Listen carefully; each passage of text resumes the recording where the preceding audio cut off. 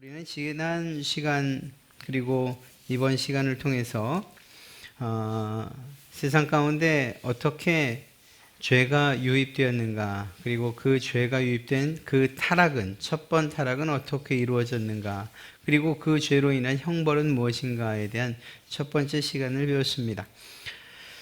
우리가 공부했던 그 내용들은 이미 우리가 익히 알고 있는 것들이었고, 그리고 무엇보다 그 죄의 책임과 그리고 형벌이 매우 무겁다라는 것까지, 그리고 무엇보다 그 죄는 결국 하나님의 말씀을 의심하고 불신하는 것으로부터 시작되었다라는 사실을 배웠습니다. 그리고 그 불신은 불순종으로 이어졌다라고 말씀드렸죠.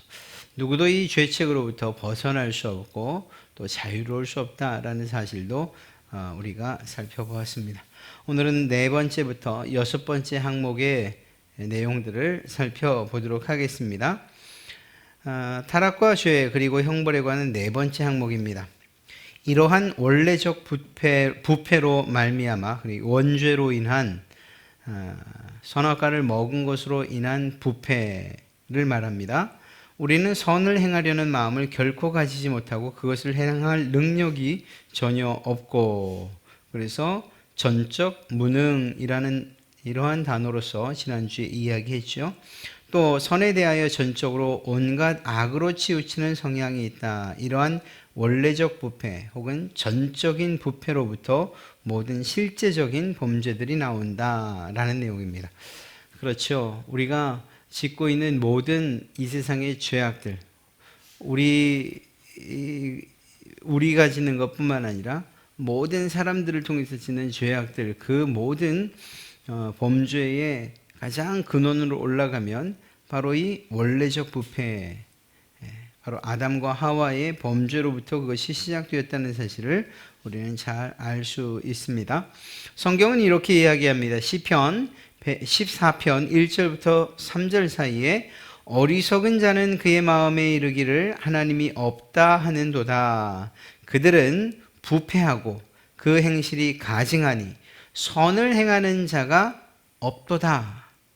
여호와께서 하늘에서 인생을 굽어 살피사 지각이 있어 하나님을 찾는 자가 있는가 보려 하신즉 다 치우쳐 함께 더러운 자가 되고 선을 행하는 자가 없으니 하나도 없도다. 이렇게 이야기하죠. 즉 다시 말해서 이 세상에 있는 모든 사람들은 죄로부터 자유로울 수 없다는 것을 이야기합니다. 또한 더 나아가 이러한 죄의 결과로 말미암아서 선을 행한 능력조차 상실했다라는 것을 알 수가 있습니다.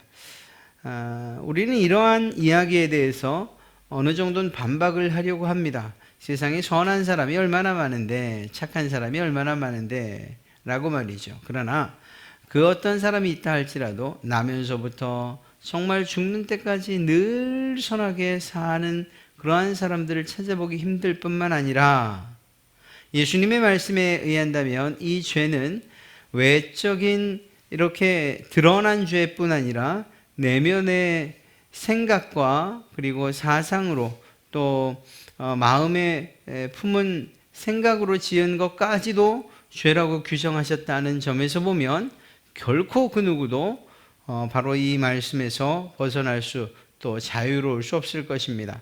선을 행하는 자가 없다라는 것 말이죠. 우리는 이러한 질문을 해보게 됩니다. 우리는 왜 죄를 짓게 되는 것일까? 왜 죄를 짓는 것일까?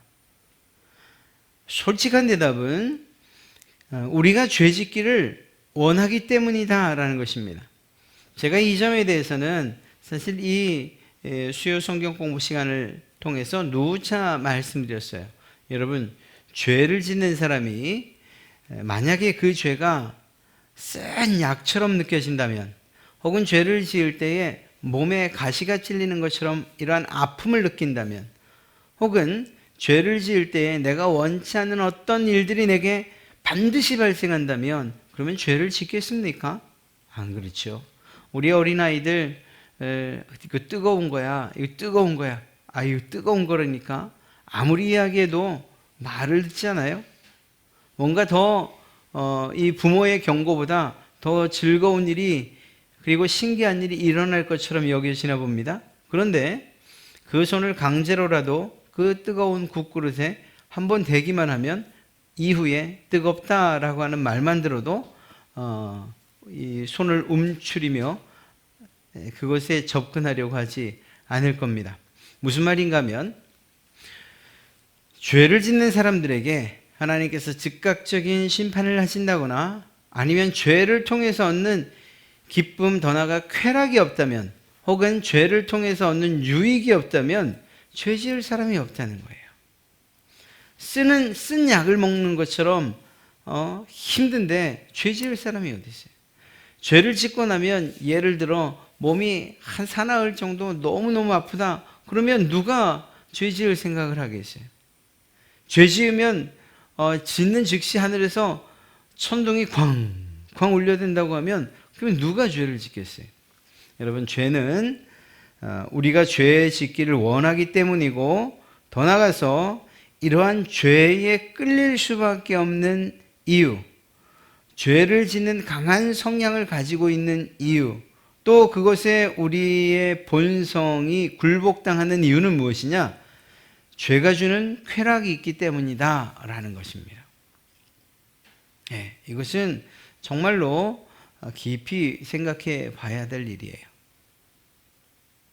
세상에 많은 사람들이 죄인 줄 알고도 짐짓 그 일을 한다고 하면, 그는 그 죄를 지을 때에 두근거리는 마음, 두렵고 떨리는 마음을 이겨내기만 하면 뭔가 큰 것을 얻을 수 있기 때문이에요. 몸의 쾌락으로든 아니면 돈의 이 정말 그 탐욕스러움을 채우는 것이든 어떤 것이든 말이에요. 그래서 이 죄는 반드시 쾌락을 동반한다라는 사실을 우리는 알아야 됩니다. 이것을 우리 신앙 가운데에서 바꿔 이야기하면, 그리스도를 기쁘시게 하고 또 하나님께 순종하기 원하는 것보다 죄 짓는 것을 더 원하고 있다는 것을 이야기하는 거죠. 죄에 대한 열망이 이렇게 큰 이유는, 바꿔 말하면 그 죄가 너무나도 우리에게 매력적이기 때문인 것입니다. 그리고 우리에게 주는 쾌락이 매우 크기 때문인 것이에요. 그리고 그 매력과 쾌락에 매료되어서 우리가 죄 짓기를 원하기 때문에 죄를 짓는 것이라는 것입니다. 그 어떤 사람도 나는 이 죄를 짓고 싶지 않았어요. 그런데 강제적으로 내가 죄를 지을 수밖에 없었어요 라고 말하는 일은, 그건 스스로를 속이는 일이라 하는 거예요.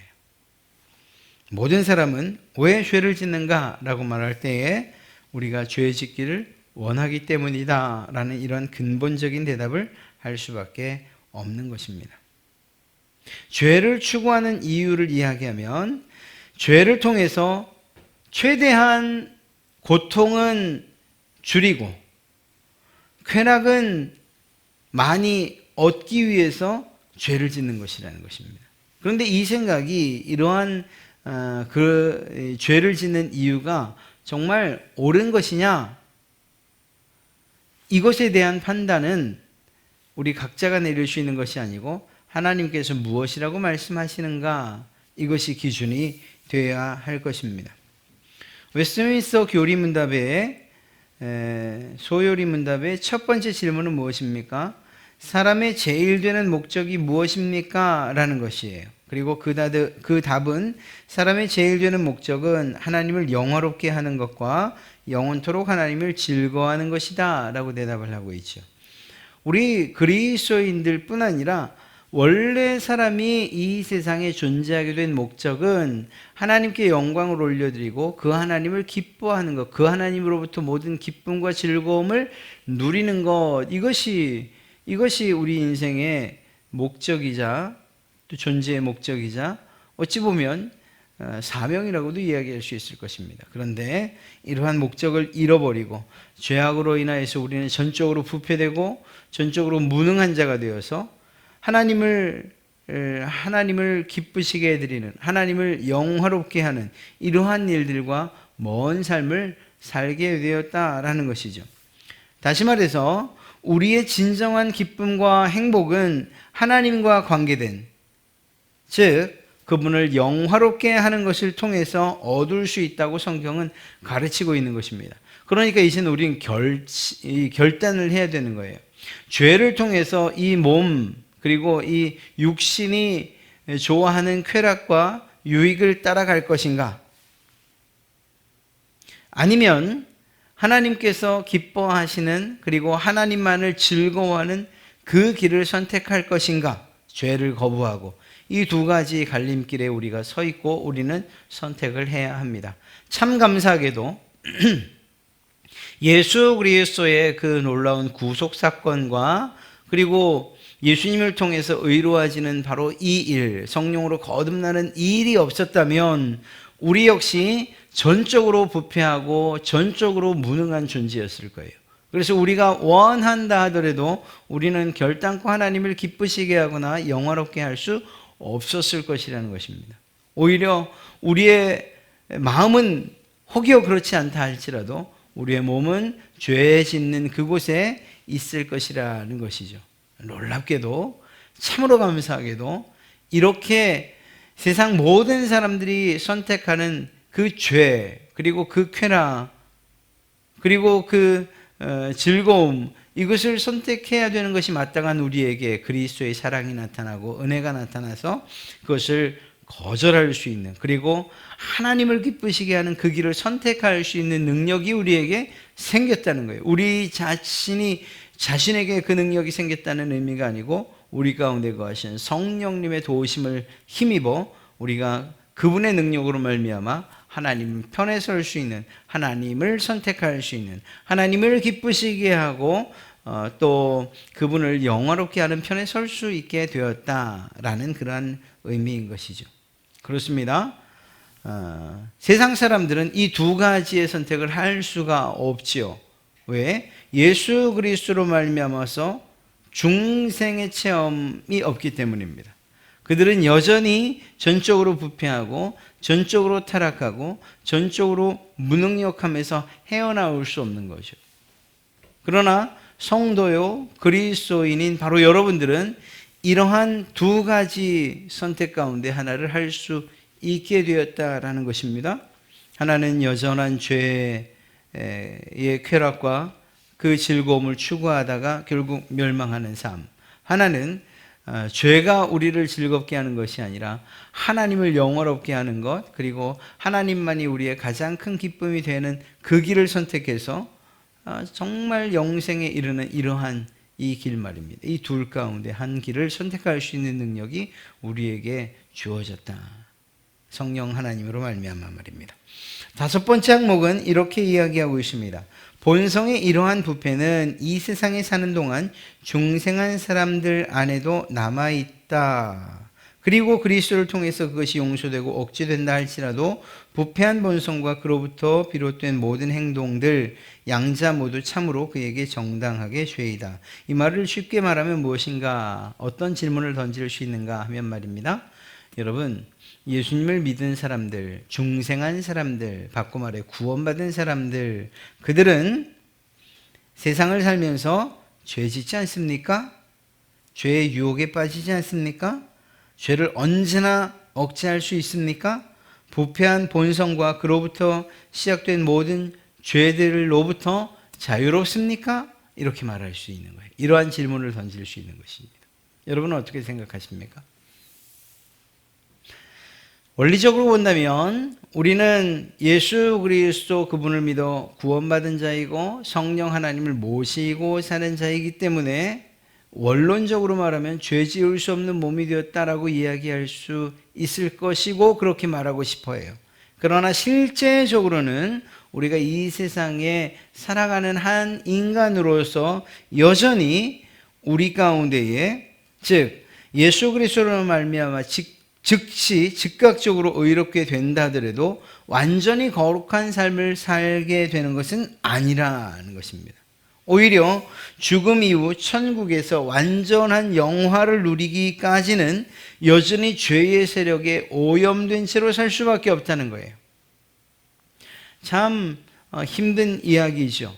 정말 하나님께서 예수님을 믿는 즉시로 죄로부터 완전한 차단을, 마치 그 꽃 하나가 이렇게 쟁반에 놓여 있으면 그러면 그것을 덮는 투명한 유리 덮개로 탁 감싸서 바람이 불던 혹은 뜨거운 이 열기가 쏘이건 그것과 상관없이 그냥 이 투명 보호막 아래서 잘 자라는 것처럼 우리 그리스도인들도 그렇게 하나님께서 보호해 주시면 안 됩니까? 라는 이러한 질문과 이러한 요청이 오히려 우리에게 있을 수 있죠.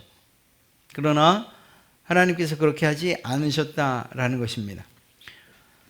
우리가 중생하고 예수 그리스도로 말미암아 즉시 의롭게 된다 할지라도 우리의 성화는 우리가 살아있는 동안에 계속적으로 이루어져야 할 일로 남겨두셨다라는 것입니다.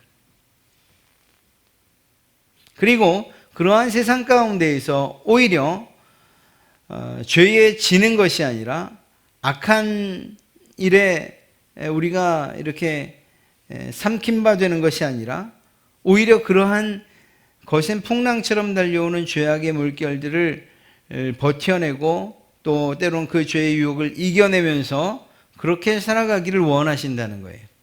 때로는 그러다가 그냥 넘어질 수도 있고 다시 죄로 인하여서 뒤로 한 걸음 물러설 수도 있을 거예요. 곤두박질 치는 것처럼 낭떠러지에 떨어질 수도 있고 또 구덩이와 웅덩이에 빠지는 것과 같은 이러한 상황을 만날 수도 있어요. 죄로 인해서 말입니다. 그럼에도 불구하고 변함없는 것은 우리가 여전히 의롭게 된 자, 구원받은 자, 하나님의 자녀가 된 자라는 사실이에요. 그래서 우리가 끝까지 그 자리에 있을 수는 없고 끝까지 죄 짓는 일들은 할 수 없는 거죠. 그렇습니다. 비록 중생하였다 해도 예수 그리스도로 말미암아 의롭게 되었다 하더라도 우리 가운데에 이러한 죄로 인한 영향력, 즉 이러한 부패는 우리의 생애 내내 남아있고 그에 따른 행동, 즉 우리가 그러한 부패에 따른 이러한 행동을 했다면 그것은 죄라는 것입니다. 놀라운 것은 이러한 죄를 우리가 범할 수 있음에도 불구하고 여전히 그리스도 앞에서 그분의 사랑에 감사하고 은혜에 감격할 수밖에 없는 이유가 무엇이죠? 바로 회개라고 하는 또 다른 깨끗게 되는 기회를 우리에게 주셨기 때문인 것이죠. 그러니까 이런 거예요. 예수 믿었으니까 이제 깨끗해져서 더 이상 우리는 죄를 지을 수 없는 몸이 되었고 무엇을 해도 괜찮아 하나님께서 우리를 구원하여 주실 것이기 때문에 이렇게 말해서는 안 되는 거예요. 네. 오히려 우리가 죄 지을 수 있는 몸이라는 것을 인정하고 그럼에도 불구하고 이 죄를 멀리하고 그 유혹들을 이기면서 살다가 혹여 그러한 죄에 우리가 무너진다고 하면 그때 하나님 앞에 회개하며 나와야 되는 거예요. 그래서 우리의 죄를 다시 한번 용서받고 또다시 거룩함과 성결함의 삶을 우리가 살아가야 되는 거죠. 또다시 성화의 삶을 살아가야 되는 것입니다. 우리가 예수님을 믿고 구원받았다고 해서 이젠 무적이 된 게 아니에요. 죄의 유혹도 능히 이길 수 있는 자가 된 것이 아니라는 사실을 기억해야 됩니다. 만약 그랬을 것이라면 주님께서 기도하셨던 것처럼 주님께서 그렇게 기도하지는 않으셨을 거예요. 즉 주님이 무엇이라고 기도하십니까? 하나님, 이 사람들, 이 제자들, 내 사랑하는 제자들을 위해서 기도하는데 이들이 이제 구원받았습니다. 그러니 빨리 천국으로 데려가 주십시오. 이제 빨리 이들을 하늘나라로 옮겨 주십시오라고 내가 기도하지 않겠습니다. 오히려 세상 가운데 살아가지만 그들이 죄를 이기고 또 그 죄로부터 죄악된 세상 가운데에서 그리스도의 빛을 드러내며 그렇게 살아갈 수 있는 힘과 용기를 달라고 내가 하나님 기도하고 있는 것입니다. 이렇게 주님이 기도하시잖아요. 그렇습니다. 만약에 우리가 죄 없는 자로, 그리고 죄 지을 수 없는 그러한 몸으로 이 세상에 쭉 살아간다고 하면 그것은 오히려 주님께서 우리를 데려가시는 거, 하나님께서 구원받은 자를 구원받는 즉시, 의롭게 되는 즉시 데려가는 일과 별반 다르지 않을 것이라는 것입니다. 하나님은 그렇게 우리의 구원 이후를 그렇게 작정하지 않으셨어요. 중생은 우리를 죄의 전적인 속박과 도덕적 무능력으로부터 해방시킵니다. 그래서 죄에 속박되어서 그것으로부터 벗어날 수 없는 존재가 아닌 거예요, 더 이상. 또 도덕적 무능력, 아무리 해도 도덕적으로 또 선하게 의롭게 될 수 있는 무능력한 이러한 모습은 아니에요. 이것들로부터 벗어난 존재들이에요. 자유롭게 된 존재들이에요. 그래서 때로는 도덕적으로 하나님이 기뻐하시는 그 일들을 할 수도 있고 또 죄의 유혹들을 능히 이길 수도 있어요. 예전과 다르게요. 그럼에도 불구하고 부패는 여전히 우리 생에 남아있다는 것이고 또 그것에 따라 우리가 행동한다면 그것은 죄로 규정될 수밖에 없다라는 것입니다. 마지막 항목인데요. 원죄와 자본죄, 양자를 포함하는 모든 죄는 하나님의 의로운 율법에 대한 위반이요 그것에 반대되는 것으로서 그것 자체의 성질에 의하여 죄인에게 죄책을 처리한다. 그것으로 말미암아 죄인은 하나님의 진노와 율법의 저주를 받게 되며 그리하여 사망을 당하되 모든 영적, 시간적 그리고 영원한 비참함을 당하게 된다. 이 말이 무슨 말인가? 이렇게 풀어 이야기할 수 있을 것입니다. 어떤 범죄한 사람이 있어요. 아주 사형에 해당하는 그러한 죄를 지은 사람이 있어요. 그런데 그 사람은 스스로는 죄책감을 못 느껴요. 내가 도대체 뭘 잘못했는가? 세상이 나를 이렇게 만들었을 뿐이야. 그래서 나는 잘못한 일이 없어 라고 그렇게 스스로 말하고 스스로 그렇게 믿어요. 그래서 죄책감을 느끼질 않아요. 여러분, 이렇다고 해서 그에게 죄가 없거나 혹은 죄의 책임을 묻지 않아도 되는 것인가요?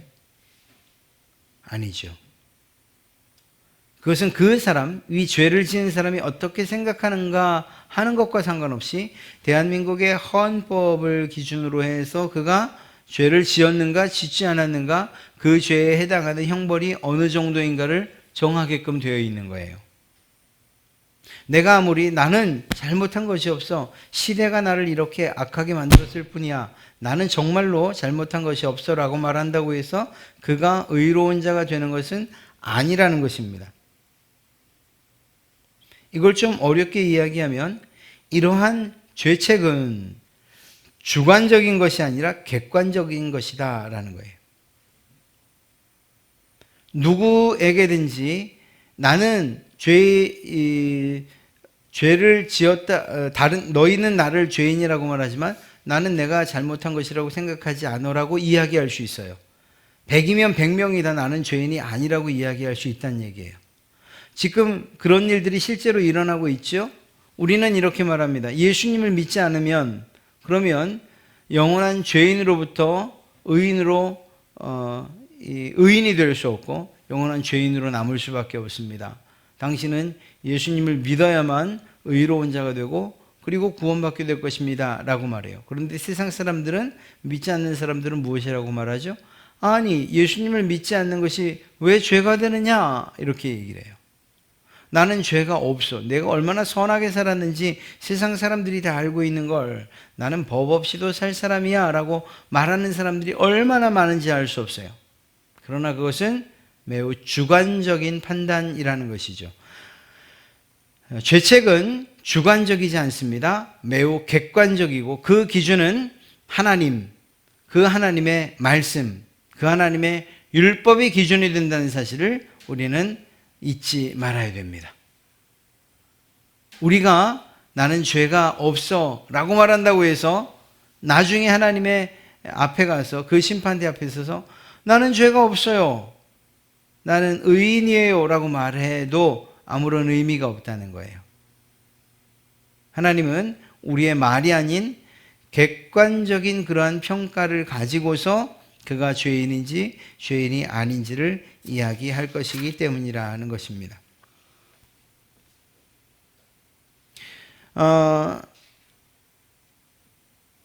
이러한 직책이 이 죄책이 객관적인 것처럼 진노도 객관적이고 저주도 객관적이에요.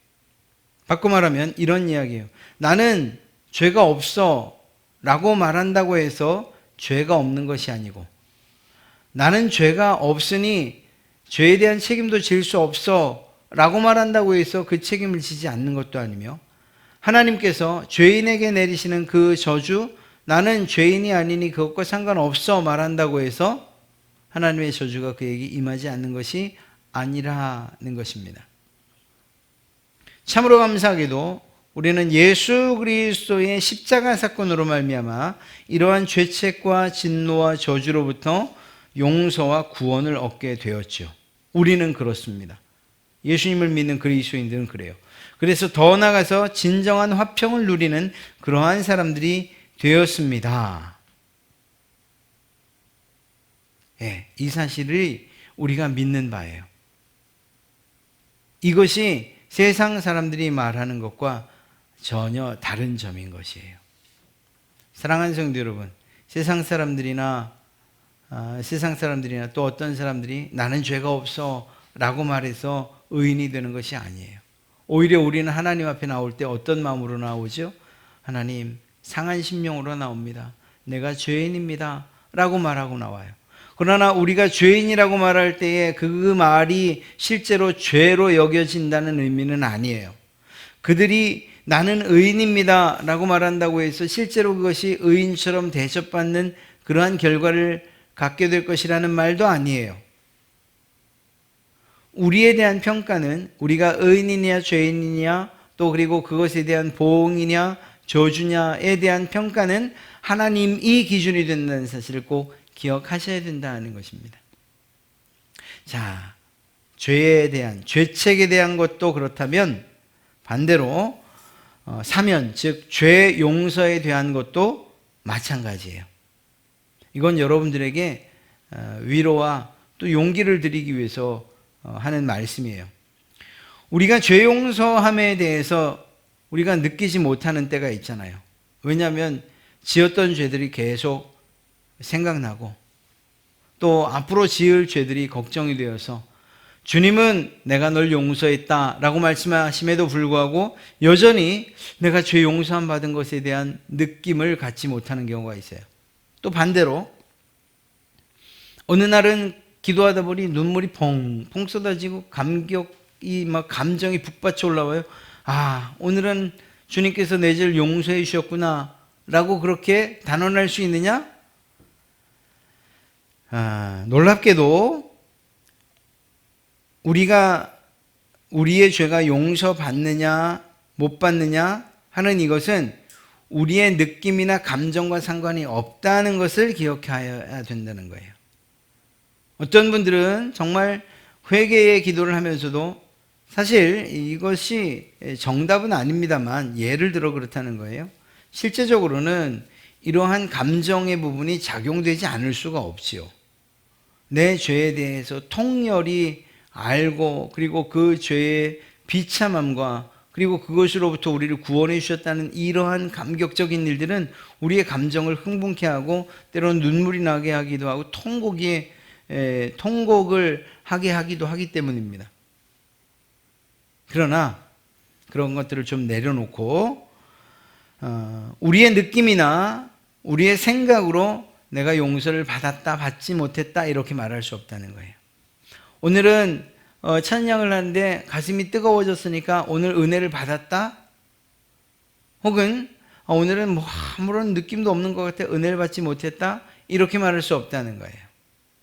무슨 말인가 하면요, 하나님의 약속과 그리고 선언을 통해서 그것을 신뢰하는 것, 믿는 것을 통해서 우리가 용서받았다는 것을 확신해야 된다는 거예요. 우리의 느낌이나 우리의 감정이 아니고 말입니다. 우리의 용서할 하나님께서 우리를 용서하셨다는 사실도 역시 주관적이어서는 안 된다는 거예요. 그리고 그 주관적인 것, 내게 나타나는 이러한 주관적인 현상들을 가지고서 그렇지 못한 사람들, 감정이 메말랐다 혹은 은혜 받지 못했다라고 이렇게 평가하거나 또한 그들을 이렇게 책망해서는 더더욱이 안 되는 거죠. 우리의 죄 용서는 예수 그리스도가 행하신 그 행위를 믿는 믿음으로 말미암아 얻게 되는 거예요. 그래서 이것은 객관적이에요. 객관적. 주관적일 수 없는 이유는 내가 어떤 한 가지 행동을 한다 하더라도 그 어떤 것이라 하더라도 그것으로 인해서 우리의 구원에 도움이 되는 일들이 아니기 때문인 것입니다. 오직 우리의 구원은 예수 그리스도의 십자가에서 죽으심을 믿는 그 믿음으로 말미암아 이루어진 것이죠. 내가 어떤 공로를 세웠다고 해서 그것이 그 구원받는 일에 도움이 되었다? 그렇게 말할 수 없는 거예요. 그래서 이러한 죄의 용서함에 대한 것도 앞서 죄책에 대해 말씀드렸던 것처럼 매우 객관적인 것이다. 주관적인 것이 아니다. 내 개인의 생각이나 느낌이나 감정이 중요한 것이 아니다 하는 거예요. 자, 정리하면 이런 거예요.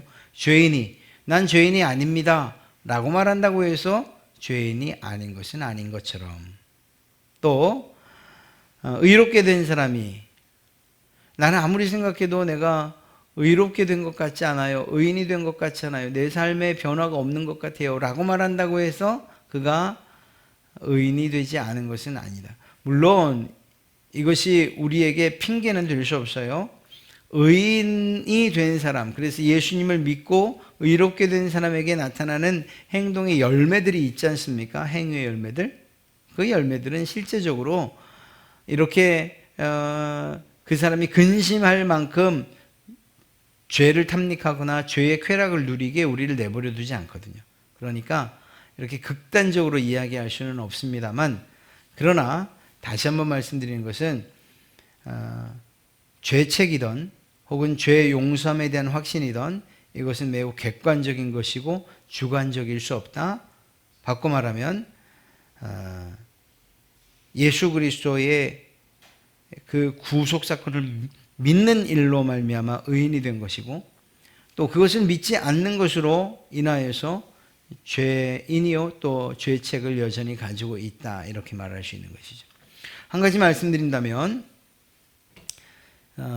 이러한 확신은 우리의 감정이나 또 혹은 어떤 느낌을 가지고서 내가 구원받았습니다 혹은 용서받았습니다 라고 말할 수 없고, 오히려 예수 그리스도를 믿는 그 믿음으로 말미암아 얻게 되는 것이다. 그리고 내가 의인이 되었다라고 하는 이 확신은 어떤 한 가지 사건을 통해서 더욱 분명해지는데, 그것은 무엇인가? 진정한 회개라는 것입니다. 그러니까 구원받은 자, 그리고 하나님 앞에서 깨끗하고 거룩하고 성결케 되었습니다라고 말하는 자에게서 나타나는 공통적인 특징은 무엇이냐? 진정한 회개가 그들의 삶에 있다는 것입니다. 사랑하는 성도 여러분, 오늘 여러분들과 함께 살펴본 이 내용들, 말들은 좀 어렵습니다만, 그러나 이 아우러 보면 그렇게 어려운 이야기는 아니에요. 죄는 강제적으로 우리가 죄를 짓고 싶어 하지 않는데 죄 짓게 강요하지 않는다는 거예요.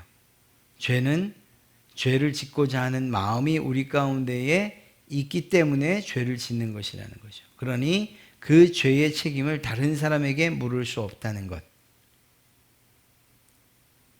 그렇죠? 그리고 우리 그리스도인들에게는 이렇게 죄의 유혹을 이길 힘과 그 능력을 우리에게 주셨다라는 사실. 그래서 비록 넘어질지언정 다시 일어나서 우리는 다시금 성화의 그 길을 걸어가야 하고 또 그럴 힘이 있다라는 사실을 우리는 배웠습니다. 또 이러한 모든 이 죄책에 대해서 나는 죄인이 아닙니다 라고 말하는 것, 그것이 그 어떤 한 사람의 목소리 혹은 주장으로 죄 없이 되는 것은 아니다. 왜냐하면 이러한 죄책은 주관적인 것이 아니고 객관적인 것이기 때문이다. 마찬가지로 죄의 용서함 역시 마찬가지다라는 사실. 그래서 우리는 우리의 기분이나 상태 혹은 감정으로 내가 구원받았다 받지 못했다를 판단할 것이 아니고 내게 어떤 믿음이 있는가라는 것을 가지고서 흔들림 없는 그러한 구원의 확신을 가져야 하고, 그리고 혹여 죄의 문제가 있다면 그것은 회개를 통해서 우리의 그 문제를 해결할 수 있다. 이렇게. 그래서 구원받는 자와 구원받지 못하는 자가 이렇게 완전히 구별되어 있다는 사실들을 한번 생각해 보시면서 이러한 은혜를 여러분들에게 허락하신 그 하나님께 감사와 찬송과 영광을 올리시는 그러한 여러분 되시길 주님의 이름으로 축복합니다.